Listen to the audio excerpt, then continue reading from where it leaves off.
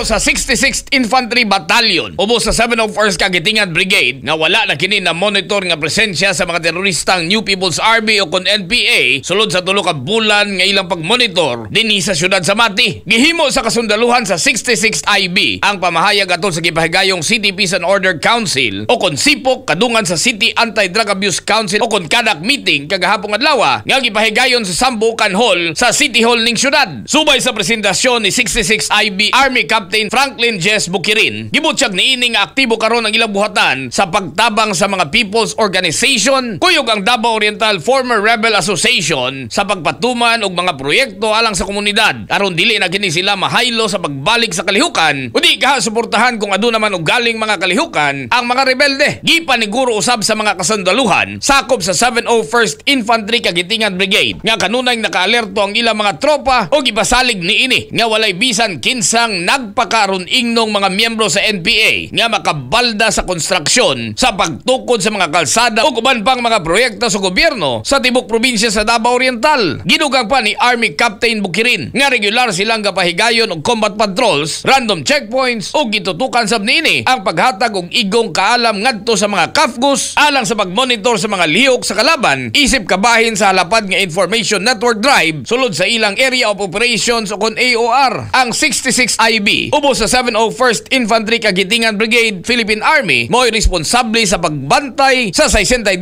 ka mga kabarangayan sulod sa tulo ka mga local government units nga gilangkuban sa City of Mati, San Isidro, Gobernador Generoso, tanan sa probinsya sa Davao Oriental. Nagpadayag hinuon si City of Mati Mayor Mayo Z. Almario kinsa mao'y nahimong presiding officer sa mong meeting sa iyang hugot nga suporta sa tanang mga programa sa kasundaluhan dinhi sa syudad aron makabot gayod sa komunidad ang kahapsay nga mao'y pagpatunhay sa kalinaw dinhi sa syudad sa Mati. Para sa healthier body ug stronger immunity, mag Santon Plus Gold na kita. Katropa niyo sa balita sa Mati City. Para sa nagkahiusang Pilipino, para sa Pilipinas, kini si katropang Vicente Pichon IV, XFM News.